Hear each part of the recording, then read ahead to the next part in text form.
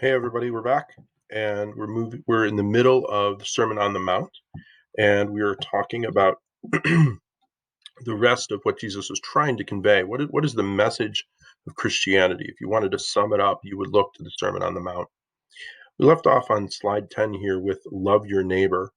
Um, love your neighbor as yourself. Again, this huge challenge of going beyond what people deserve. That's a big hallmark of Christianity is giving generously, even to those who don't deserve it. That takes the greatest amount of strength. That includes forgiveness and forgiving other people. Um, he also talks about in the Sermon on the Mount, don't worry about materialism. Here you have whether or not it be money or food or clothing. Um, we are not to focus on the material part of that. You know who would love this? The Buddha, right? This is right out of the Four Noble Truths, right? That all life, all life is suffering, and suffering comes from desire. This is exactly this: to focus on not only the material stuff we have, but the time that we have, and worrying about the future, and worrying about what we have. Jesus is saying here, live in the moment, and that is what the Buddha says as well. I'm going to move quickly through this. He also talks about judging others. Again, this is the idea of, he says here that in the way that you judge, you will be judged, and by the standard of measure that you use on others, it will be measured to you, right? And that's powerful. Also makes an advocacy here for prayer. Ask and you shall receive. That doesn't mean, and we've learned this from Kushner, like doesn't mean just like, hey, like just ask for whatever and God will just like be a cosmic vending machine for you to give you whatever you want. But it means to constantly be in relationship. Also, here he talks about the golden rule, which is pretty famous, and so many people know the golden rule. I wonder if people know that it comes from Jesus. Treat other people the same way you would want them to treat you, and that's pretty powerful, right? And so this is really the message in those few slides there. We get a sense of what is Christianity, and some of it seems pretty easy, but also some of it's very challenging. This idea of not judging others, and the idea of forgiving people or being generous to them even when they don't deserve it.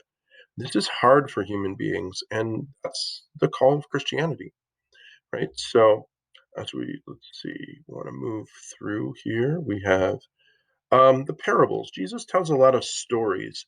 He uses analogies in order to connect to the people in ways that simple people dealing with stories that they can kind of connect to. So things like there are a number of things like, and some of them are crazy, right? And it shows the kind of craziness of God's love. The idea of the lost sheep is a famous one, where a shepherd has 100 sheep and he loses one, and then he decides to leave the 99 sheep in order to go and find that one who might already be dead, for that matter.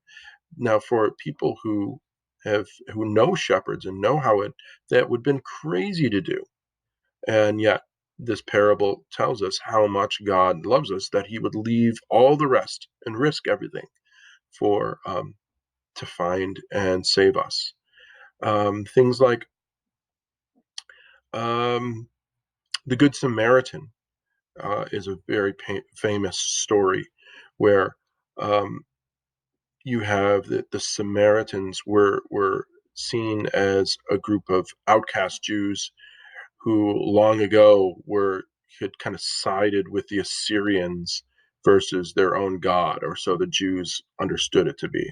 So to be able to deal with that and deal with the powerful hatred of the Samaritans, Jesus tells a story where a man is walking down the road and he is attacked by bandits, and he's left for dead, and you have the Jewish priests and scribes and all these powerful men who are seen as holy walking by him and realizing that they weren't going to touch him. It didn't mean that they didn't care.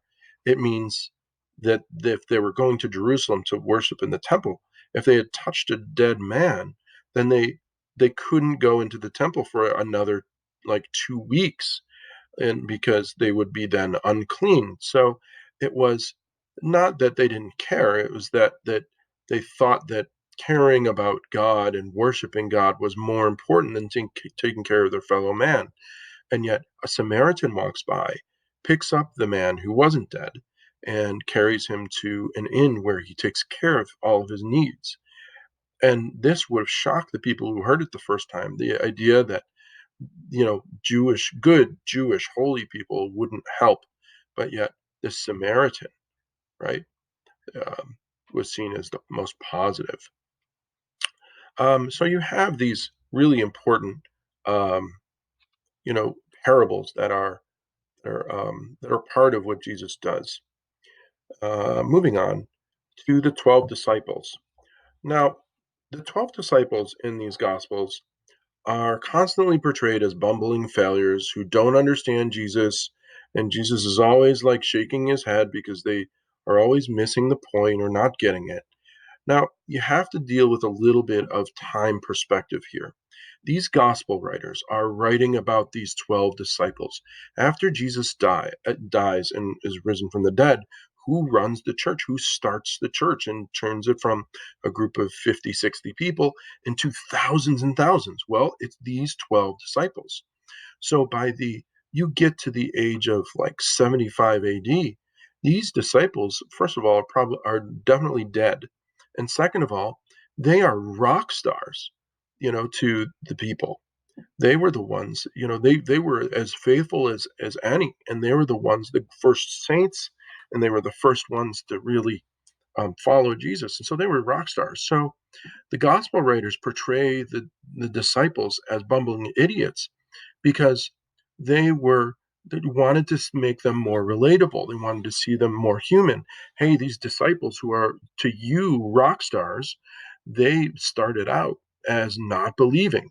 So you could say, well, oh, I didn't believe right away, and I could come to faith, and so maybe I could be like Peter or Andrew or James or John one day. So that's an interesting part about this. And so now what I want to do is I want to end this here, and then I have some other videos, and we'll pick them up soon enough.